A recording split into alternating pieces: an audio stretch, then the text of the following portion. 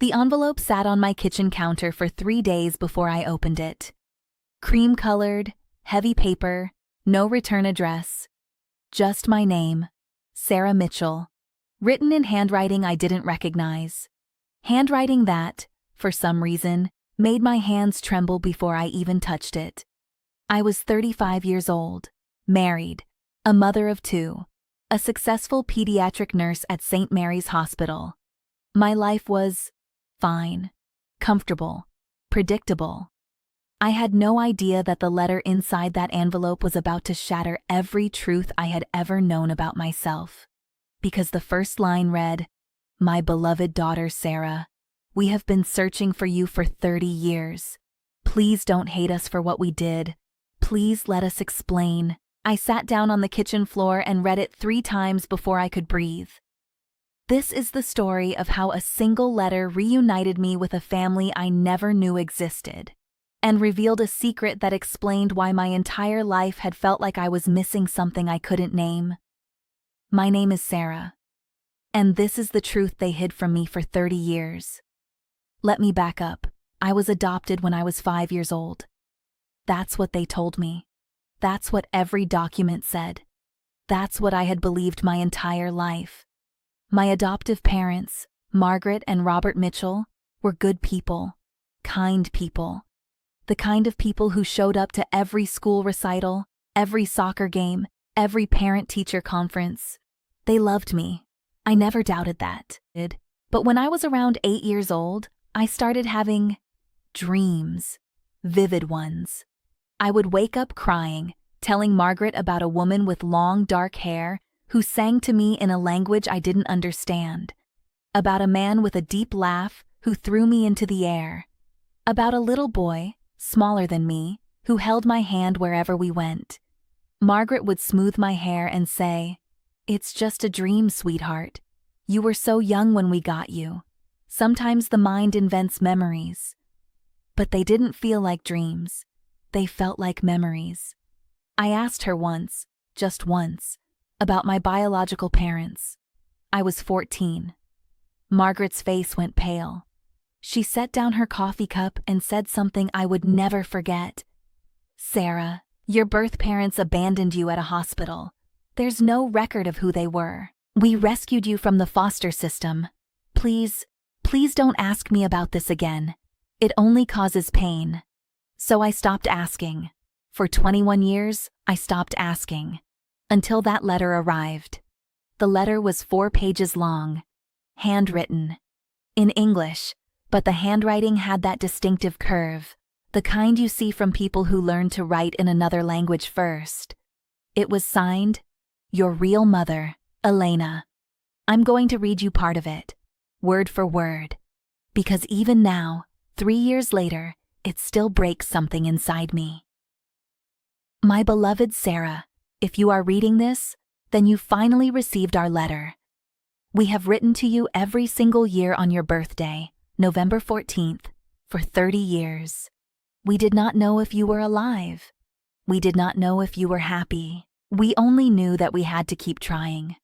You were born in a small village outside of Lisbon, Portugal, on November 14th, 1989. You were our second child. Your brother Tomas was 3 years older than you. Your father, Miguel, used to call you Estrella, little star, because you were born during a meteor shower. We did not abandon you, Sarah. I need you to know that before anything else. We did not give you away because we did not love you. We gave you away because we loved you too much to let you die. I had to stop reading at this point. My hands were shaking so badly I dropped the letter twice. Because I realized something, sitting there on my kitchen floor. The dreams, the dark-haired woman singing, the little boy holding my hand. They weren't dreams, they were memories. And someone, or several someones, had spent 30 years convincing me they weren't real. I called the phone number at the bottom of the letter. A woman answered on the second ring. Her voice was older, trembling. I said, "Is this Elena?" There was a long silence, then a sob. A deep, ancient sob that came from somewhere I didn't know existed in human beings. "Sarah, she whispered. Estrella, is it really you? I broke, right there at my kitchen table. We talked for 4 hours that night, and what she told me changed everything. When I was 4 years old, I was diagnosed with a rare genetic blood disorder. My family lived in a remote village. The local hospitals couldn't treat it. The treatment I needed, bone marrow transplants, specialized medications, ongoing care, would cost more money than my parents would make in 50 lifetimes. Elena and Miguel weren't poor by accident. They were peasants, farmers. They lived in a stone house with no running water. They had 3 goats and a vegetable garden and exactly enough money to feed their 2 children. The doctors gave them a choice: watch their daughter die slowly over the next 2 years, or give her up to an international adoption agency that would place her with a wealthy American family who could afford her treatment. Elena said to me on the phone, "We did not sell you, Sarah. We did not abandon you. We saved you. The hardest thing I have ever done in my life was sign those papers. Your father, he could not even hold the pen. He cried for 3 days. Tomas kept asking when you were coming home. He did not understand. He was only 7. She told me they had been forbidden, by the adoption agency, from contacting me. The agreement was permanent. American law sealed everything. They had no name for the family who took me, no address, nothing. But every year, Elena wrote a letter. Every November 14th, she wrote about what was happening in their lives, about Tomas growing up, about my father's slow decline from cancer, about the grandchildren I had never met. She put each letter in a wooden box under her bed. 30 letters, 30 years. But here's where the story takes a turn I never saw coming. Because how did the letter finally reach me? After 30 years of silence, I asked Elena, and she went quiet again. Then she said, "Sarah, your brother Tomas found you." Tomas, the little boy from my dreams, the one who held my hand. He was now 38 years old, a computer engineer in Madrid. And 6 months earlier, he had taken a DNA test on one of those ancestry websites, just for fun, just out of curiosity. The website matched him with a 99.7% probability sibling, a woman named Sarah Mitchell, living in Ohio, United States. Tomas spent 4 months tracking me down. He hired a private investigator. He cross-referenced public records. He even contacted my hospital, pretending to be a former patient. When he finally found my address, he called Elena and said, I found her. I found Estrella." Elena had been preparing that letter for 30 years. She mailed it the next morning. But there was something else. Something Elena hadn't told me yet. Something I would only discover when I flew to Portugal 3 weeks later to meet them. A truth that explained why the Mitchells, my adoptive parents, had been so terrified, so insistent, that I never look into my past. I told my husband everything. He didn't hesitate. "Go," he said. "Take all the time you need. The kids and I will be fine." I called Margaret, my adoptive mother, the night before my flight. I told her about the letter, about Elena, about Tomas. There was a silence on the phone that lasted 42 seconds. I counted. Then she said something that confused me. "Sarah, there are things you don't know, things we never told you. Please, please don't go to Portugal until we talk. There's a reason we said what we said." I asked her what she meant. She wouldn't answer, just kept repeating, "Please come over before you go. Please." But I had already made up my mind. I didn't go see her. I got on the plane. Looking back now, I think part of me was afraid that if I let Margaret talk me out of this, I would spend the rest of my life wondering. I needed to see Elena's face. I needed to hold my brother's hand again. I needed the truth, whatever it was, to come from the people who had lived it, even if it destroyed me.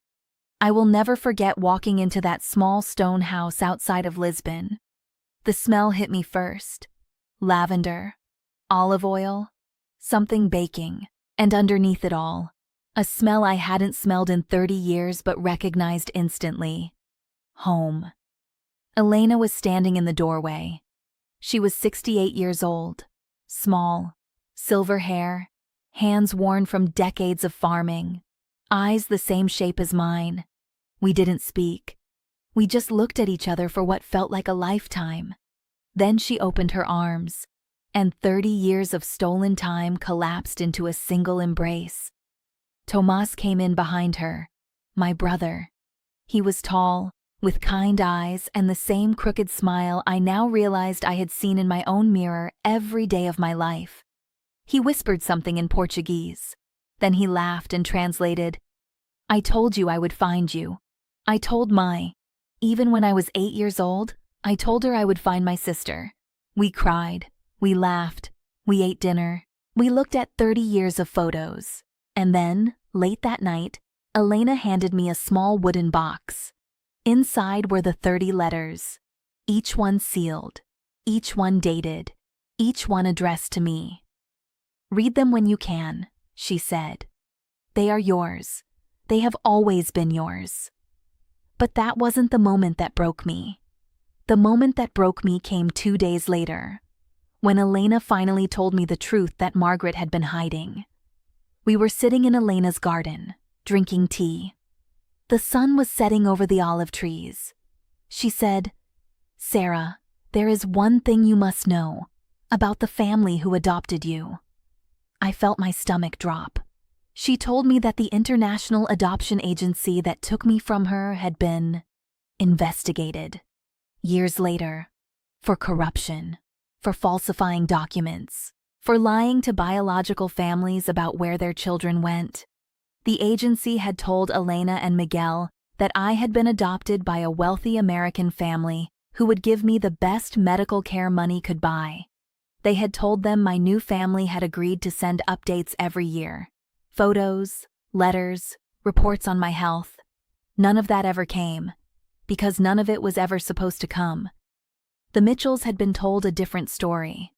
They were told my biological parents had abandoned me, that they were drug addicts, that I had been found in a hospital with no identification, that if anyone ever came looking for me, it would be people who wanted to take me back to a dangerous environment. The agency had lied to both sides. Why? Because the more they could keep biological families and adoptive families afraid of each other, the more they could control, the more they could charge, the more international adoptions they could broker without anyone asking too many questions. Margaret and Robert had loved me, truly, deeply. They had done everything right with the information they had. But the information they had was a lie. And when I started having those dreams as a child, those memories, Margaret had panicked, because the agency had warned her, if she ever lets the child believe those memories are real, the biological family might find a way to take her back. So Margaret made me believe my own memories were imagination, not out of cruelty, out of fear. I cried in that garden for an hour, not because I was angry at Margaret. I wasn't. I understood finally why she had reacted the way she did when I asked about my past. I cried because of what was taken. 30 years, 30 birthdays, 30 Christmases, a father I would never meet. Miguel had died of cancer when I was 26. He spent his last hours holding a photo of me at age 4. The only photo he had. A brother who had grown up wondering if his sister was alive or dead. A mother who had written 30 letters into the silence, hoping one day they would find their way home. All stolen by an agency that profited from our grief. That was 3 years ago. Today, I want to tell you what happened next. I went home to Ohio. I sat down with Margaret and Robert and showed them everything Elena had given me. All 30 letters, the photos, the medical records. Margaret cried harder than I had ever seen her cry. She said, "Sarah, I am so sorry. I am so sorry. We didn't know. We thought we were protecting you." I told her, "You were protecting me. With the truth you had. You didn't know. We are okay now. Better than okay." Margaret and Elena have actually spoken on the phone. They cried together. Two mothers who had each loved me in completely different ways, separated by an ocean and a lie, finally able to share their love without fear. My children, my two daughters, now have two grandmothers. They have an uncle, cousins, a heritage I get to teach them. I learned Portuguese, slowly, imperfectly, but every time I speak to Elena now, I can do it in her language. And Tomas, my brother, he flew to Ohio last Christmas. He met my husband and my kids. He sat at my dinner table, the same kitchen table where I had read his mother's letter, and said, "I was 8 years old when I lost my sister. For 30 years I kept thinking, what if she's out there? What if she's alone? What if she's looking for us too?" And I told him the truth. I was looking for you, Tomas, my whole life. I just didn't know what I was looking for until I found it. If you're watching this story right now, maybe you have your own envelope, your own letter, your own truth waiting. Maybe there's someone out there who has been searching for you for years, decades, a lifetime. Don't be afraid to open the envelope. The truth, even the painful truth, is always better than the lie, because somewhere, someone might be writing letters to you, hoping, waiting, praying that one day their words will finally reach you. And when they do, you will finally feel like you've come home. If this story moved you, please hit that subscribe button. It helps us bring you more stories like this one. Drop a comment below. Tell me your story. Tell me about the family you found, or the family you lost, or the truth you're still searching for. Because at Silent Karma Stories, we believe the truth always finds its way home, even after 30 years.